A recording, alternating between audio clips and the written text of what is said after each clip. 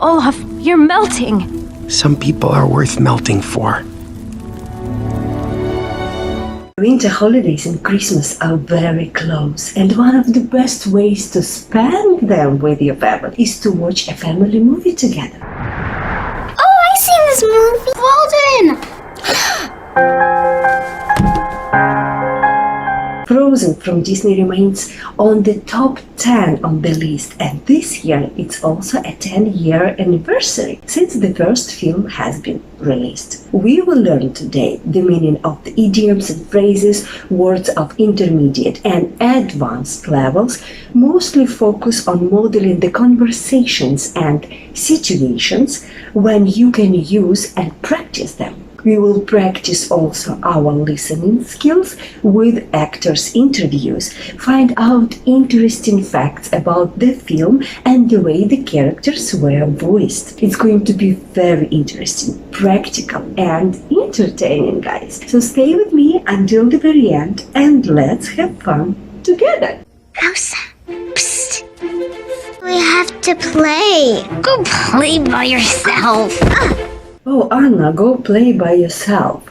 So what is the correct way to say yourself? By yourself. So there are two variations that can be used. If you talk about the object, you can use both of these variations. But when you talk about the actions, people usually say with the preposition by. I can do it myself. It means I can do it alone and without any help, without any professional help. For example, I can build my own house myself, meaning I am fully skilled and I can do it without any help. If you say I can build my own house by myself, it's also correct. But when we talk about the actions, I can go for a walk by myself. It means alone. Do you want to build a snowman? Elsa can create the snow. Hi, I'm Olaf, and I like warm hugs. Unfortunately, Elsa strikes Anna. This is getting out of hand. It was an accident. I'm sorry, Anna. She's ice cold. I know where we have to go. So out of hand is an expression which means it's getting out of control. Anything that you think that cannot be controlled anymore and it's exceeding the limits. For example, your friend has a habit to buy a lot of clothes and he spends a lot of money buying them. So you can say, you know what, it's getting out of hand, like you really need to stop it. So parents are taking Elsa and Anna to trolls. You are lucky it wasn't her heart. The heart is not so easily changed, but the head can be persuaded.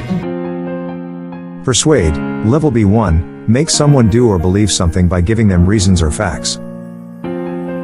When we are trying to explain the person the reasons why things should be or should not be this way, we are persuading. For example, help me out. Help me to persuade him or her because she wouldn't listen. She won't remember I have powers? It's for the best. You must learn to control it. Fear will be your enemy. Every time that she gets scared, that power will get out of hand, out of control. That's why it's her biggest enemy. So who or what is the enemy? Enemy, level B1, a person who hates another person and tries to harm them, or something that people think is harmful or damaging. The countries can be the enemies. Whenever they are at war, they are enemies because they want to harm each other. The word enemy has two main synonyms. One of them is adversary, which is used in a very formal language, and it is already the advanced vocabulary. And another one is a foe, which is used mostly in a literal English. You can find it or see it in the books, in the poems, novels, articles, so on and so forth. But the most famous example, that's the expression, is he your friend or foe? We'll lock the gates. We'll reduce the staff. We will limit her contact with people, including Anna. They shut the gates and they reduce the staff. So the word reduce means to make it less. For example, if the music is too loud, you can say, please reduce the volume. Whenever we are going on a diet, for example, we can reduce the amount of food that we eat. Another example is reduce the staff. Staff, level B1 and B2, workers, the people who work for an organization. All the people that work for an organization or establishment, the company, the firm, and depending on what kind of staff it is, it can be junior staff, it can be medical staff, it can be technical staff or support staff. If you have people who work part-time, that will be part-time staff or full-time staff. Mostly the word staff is used in singular. I've never heard anyone saying staff are. It's always staff is. However, in British English, the plural form is used as well, but it's not as common as in American English. The music and songs bring extra joy and even a personal touch by songwriters Kristen and Robert, who are husband and wife. Their little daughter sings a little Anna voice. Elsa? Do you want to build a snowman? We're going to have to build a snowman. Bob and Kristen's daughter, Katie, did the scratch voice for the little Anna, and my daughter did the scratch voice for the 9-year-old Anna. Do you want to build a snowman? It gets a little lonely, all these empty rooms, just watching the hours tick by. Our kids inspired these characters a lot, and then to have them in playing parts in it, it comes full circle. Every time Elsa touches something, it starts turning into the ice and snow. The gloves will help. See? Conceal it. Don't feel it. Don't let it show. Conceal, level C2, hide something very carefully. Hide your real feelings or the truth. Prevent something from being seen. Don't let it be seen by other people or noticed by other people. It's another synonym to the word hide, but hide is the intermediate level and conceal is already advanced level. For example, she concealed the fact that she was going for vacation. We only have each other. It's just you and me. What are we gonna do? This film is a lot more about the love of family than it is about romantic love. No one is waiting for their Prince Charming in this movie. Whatever you identify as your family or your support system, it's about loving those people ferociously. And especially the love of siblings, how you can fight with them and you can love them and you can fight with them again. But if anyone tries to fight with your sibling, good luck, because now you are in defense mode. Elsa has become of age to be the queen, and they finally opened the gates and invited a lot of people. Welcome to Arendelle. Oh, merci, monsieur. Watch your step, please. The gates will be opening soon. This expression has two meanings. The first one is a straight meaning, kind of like watch where you walk, because you might fall. And another meaning is be careful what you say or what you do. Every time you want to warn someone about their behavior and about their language, you can use this expression, watch your step. Ah, Arendelle, our most mysterious trade partner. Open those gates so I may unlock your secrets and exploit your riches. Did I say that out loud? Exploit, level B2. Try to get as much as you can out of situation, sometimes unfairly. Use something fully and effectively. Develop and use resources for business or industry. So basically this word of the intermediate level means to use something to your advantage. So for example, you can say, I would like to exploit the resources of this land for our company. Or I would like to exploit the favorable exchange rates that we have right now. Princess Anna of Arendelle. There? Here? Oh, are you sure? Because I don't think I'm supposed to... Oh, okay.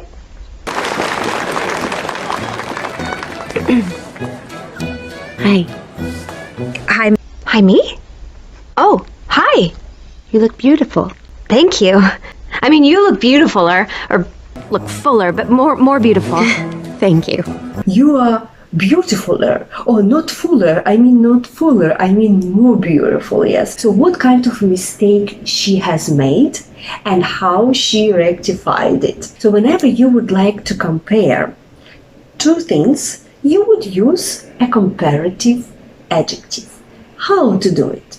Whenever you have one syllable or two syllable adjective, you would add er at the end. But here we see that the word beautiful is not one or two syllables. It's a much longer adjective. With the longer adjectives and the adjectives that have the ending full, we don't add anything in the end because it will make the word even longer than it is. We would add the word more before the adjective and say more beautiful, more incredible, more interesting, more exciting, more terrible. But with the short ones, we would say great, greater, big, bigger, old, older.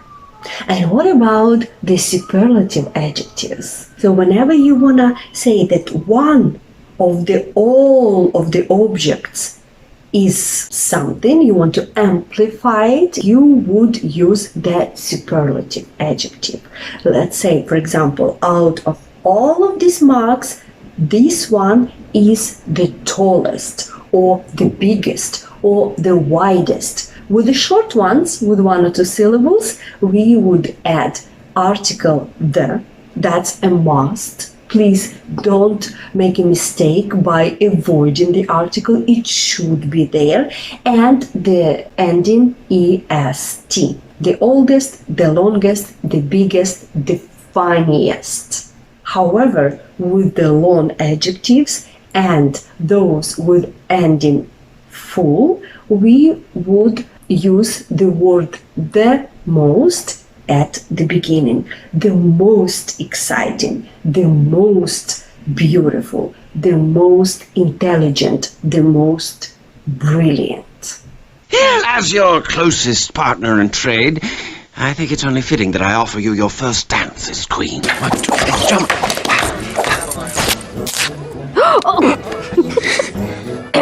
Well, here's sprightly.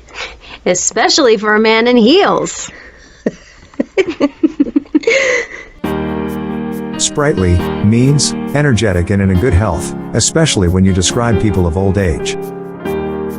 If your grandparents like to do things that would be very tiring at their age, but they actually enjoy it and they still do it, you can call them sprightly. Anna meets Hans. But with you, I found my place. I see your face, and it's nothing like I've ever known before. The hard work of the orchestra creates a magical atmosphere, especially when you see it firsthand.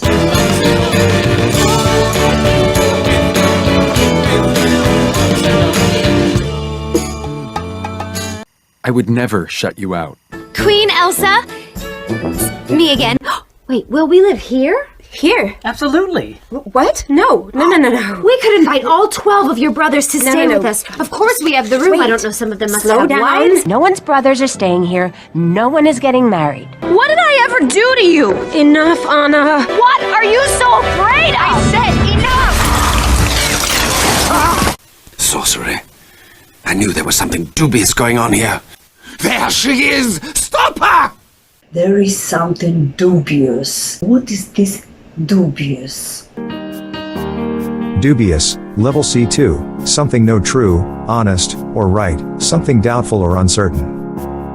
Whenever you are not sure about something, you can say, I'm not sure, I'm doubtful, I'm not certain, or you can say, I am dubious, which is already the advanced level. With all of these synonyms, you can make your story, your conversation, or your essay more vivid and more interesting. I'm the one that needs to go after her. What? Anna, no, it's too dangerous.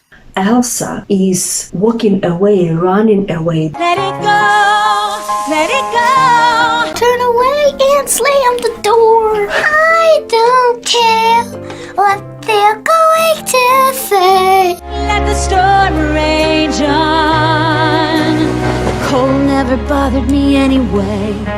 The saddest and most joyful moments when Elsa's character sings Let It Go and she's finally on her own. The song to me signifies someone who's finally accepting who they are. That'll be 40. 40? No, 10. Oh dear, that's no good. See, this is from our winter stock, where supply and demand have a big problem. She meets Christoph, who also came to buy some winter stuff. But the prices were totally unexpected. Supply and demand, idiom, the relationship between the quantity of goods for sale and the quantity of goods that people want to buy, especially the way it influences prices. The best time to buy the winter clothes, for example, is in late spring or summer, because the demand for those clothes is very low. Supply and demand would bring the low prices. You want to talk about a supply and demand problem? I sell ice for a living. Ooh, that's a rough business to be in right now. I mean, that's unfortunate. I sell ice for a living, yeah? So to do something for a living, this is the expression which means to earn money by doing this. For example, what do you do for a living? I work as a teacher. I act. I'm an actor. And Anna says, oh, that's unfortunate. Unfortunate, something you wish was different, or something happening because of bad luck. For example, you parked your car and while you were away, someone bumped into your car. So you can say, oh my God, that's unfortunate. What was happening on the North Mountain? Did it seem magical? Yes. Now back up while I deal with this crook here. Sorry. What did you call me? Hey, okay, ow! So the actor is laughing while calling the sales guy a crook, because this is someone who is not honest, someone who is a cheat. And he's calling him like that because the guy doesn't want to reduce the prices. I'm sorry about this violence. I will add a quart of lutefisk, so we have good feelings. Just the outfit and the boots, yeah? He offers her lutefisk. So I was curious, guys, what it is. I found out that it's a Scandinavian dish and it's actually a delicacy. It's a dry cod in jelly. So I've never tried anything like that. If you have, guys, please write in the comments how it tastes and why it is a delicacy actually. So Anna buys the stuff Christoph couldn't afford and offers him to help her find her sister. You got engaged to someone you just met that day? Yeah, it's true love. Doesn't sound like true love. Are you some sort of love expert? I'm not buying it. Not buy it, idiom, to not believe that something is true, to not be convinced, or not accept something. So for example, you are late for work and you create the story which is not the true story why you are late. So your manager can say, that's a great story, but I don't buy it. Like, I don't believe it actually happened. In Frozen, I play the character of Kristoff. He's not your typical Disney leading man. I think he's the perfect foil for the character of Anna, because Anna is not your typical Disney leading lady either. Kristoff has lived in the woods by himself for a long time. His only companion is his reindeer, Sven. He does a sort of voice for Sven's thoughts, which is also one of my favorite elements of Kristoff. I understand if you don't want to help me anymore. This whole thing has ruined me for helping anyone ever again. But she'll die on her own. I can live with that. We're coming! You are? I mean, sure. I'll let you tag along. It's kind of like a sarcastic joke over here, because tag along is to join someone without being asked. For example, do you know this girl? No, I don't know her. She's tagged along. She came to hang out with us, but no one invited her. Am I right? Hi, I'm Olaf, and I like warm hugs. Did Elsa build you? Yeah, why? Do you know where she is? Fascinating. Yeah, why? We need Elsa to bring back summer. Olaf dreams about the summer, which is the funny thing to see, because he's the snowman, so he doesn't know the consequences. I've always loved the idea of summer. Really? I'm guessing you don't have much experience with heat. Experience, level B1, the process of getting knowledge or skill from doing, seeing, or feeling things, used in the expressions, from your experience, by experience, experience of something. You have done things before, so you know how they are done. So that's why you can advise people and say you can do it this way, because I know it from my own experience. So, how exactly are you planning to stop this weather? Oh, I am going to talk to my sister. That's your plan?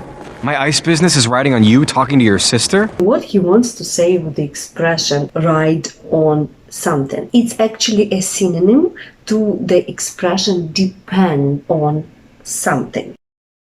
Ride on something, or someone, a phrase, something important will be achieved, if the other person or thing is successful. You kind of set off an eternal winter everywhere.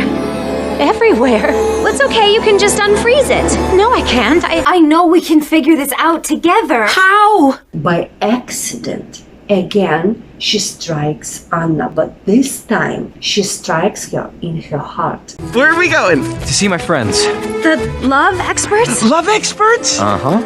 I like to consider myself a love expert. This is a snowman with so much heart. And while technically he doesn't have a heart, he lives to love. He really cares deeply about these friends, the only friends he's ever had. The joy that he has in experiencing this family for the first time is the truth of the film. Meet my family. Hey, guys.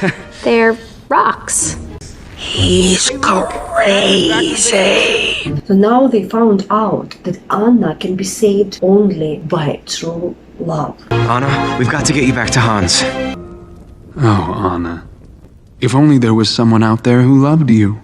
So now we understand that Hans has been acting all this time with hidden intentions to marry a princess and become a prince. As 13th in line in my own kingdom, I didn't stand a chance. I knew I'd have to marry into the throne somewhere. So stand a chance is to have a success. For example, she stands a good chance of passing her exam because she's been working really hard. Elsa was preferable, of course, but no one was getting anywhere with her. But you, Hans. You were so desperate for love, you were willing to marry me just like that. So the expression, the idiom, not to get anywhere, it means to have no success or no progress towards your aims, your goals, or your achievements. For example, I've been trying to persuade him, but I didn't go anywhere, meaning I was not successful. All that's left now is to kill Elsa and bring back Summer. You won't get away with this. Get away with something, a phrase, to not be caught or punished when you have done something wrong. I've been very late for work today, but I got away with it. kind of like no one noticed or no one punished me for it. Who is going to save Anna? Christoph, Elsa, or maybe Olaf? And I wish you joyful holidays, and we're gonna see each other in the next video on Thursday. I don't even know what love is. That's okay. I do. Love is putting someone else's needs before yours.